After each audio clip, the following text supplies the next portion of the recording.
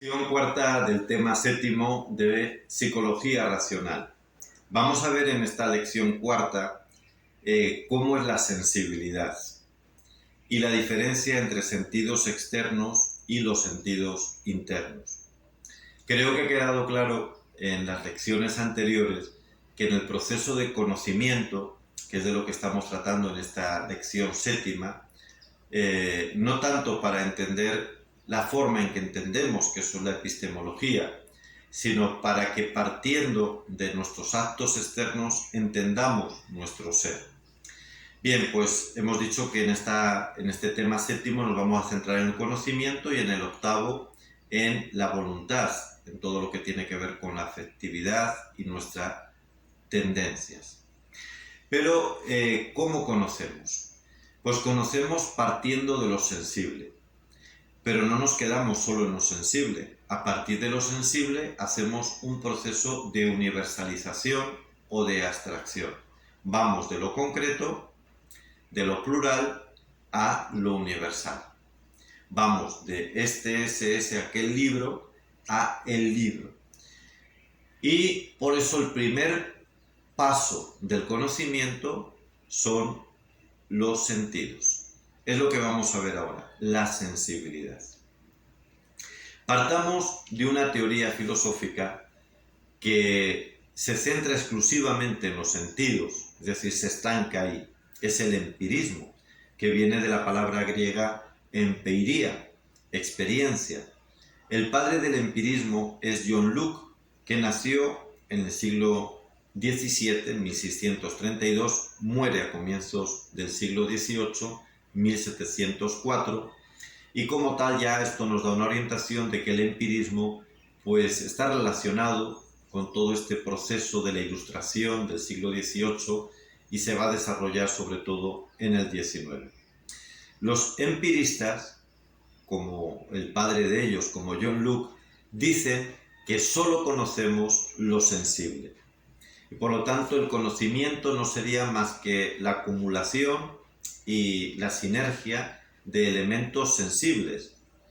Pero no existe lo abstracto, lo universal. Eso que nosotros llamamos abstracto, universal, dicen ellos, serían meramente conceptos arbitrarios que los seres humanos han determinado mencionar así, llamar así, pero no existen como tal.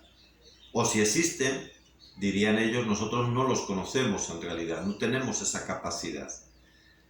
Y por lo tanto son solo objeto de fe o de ideología. Pero lo único que nosotros podemos conocer son los elementos sensibles, las sensaciones. De ahí viene la palabra empirismo. Por cierto, es muy interesante tener en cuenta que John Locke no es solo uno de los padres del empirismo, sino también del liberalismo político, porque toda filosofía está emparentada con una actitud política. Toda epistemología, toda metafísica tiene detrás una postura política. Y el liberalismo político es morocho, es gemelo del empirismo filosófico.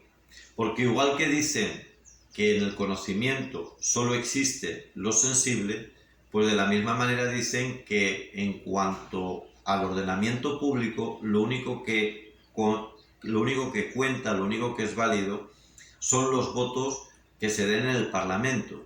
Ni siquiera lo que opine el pueblo, sino lo que sus representantes en el Parlamento decidan. Y esta es toda la teoría de la democracia liberal, del liberalismo político, pues que ha reinado en el mundo desde el siglo, y sigue reinando en el siglo XIX, desde el siglo XIX me refiero.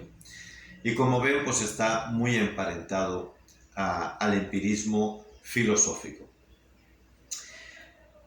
Pero nosotros tenemos que decir que el conocimiento, aunque es verdad que parte de lo sensible, sin embargo no se agota en lo sensible, sino que va más allá. ¿Por qué? Porque el ser no es una cualidad, no se siente, sino que se entiende. Y la captación intelectual del ser es adquirida a través de los sentidos, esto es verdad. Es decir, los sentidos son los que provocan, los que inician ese proceso de conocimiento. Por lo tanto, no podemos separar el conocimiento universal o abstracto de los sentidos, pero no podemos agotarlo solo en ellos, sino que tenemos que ir a ver cómo sigue ese proceso. Se debe constatar que las cualidades sensibles también provocan conocimiento y por lo tanto no son cosas, no existen sin el acto de conocer, ni sin el conocente que conoce en acto. Esto no quiere decir que no existan fuera de él.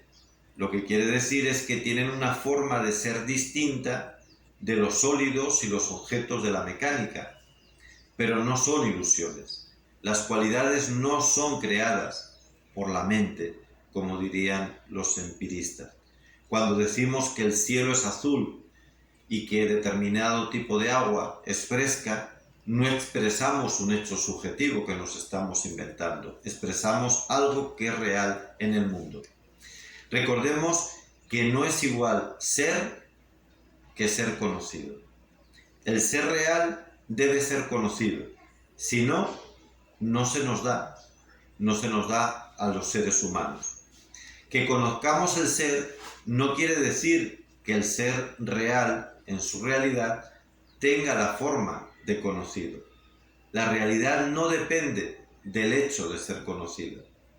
La sensación solo existe para quien la siente, pero el ser sensible es como es, aunque no se lo sienta. Hasta aquí esta lección.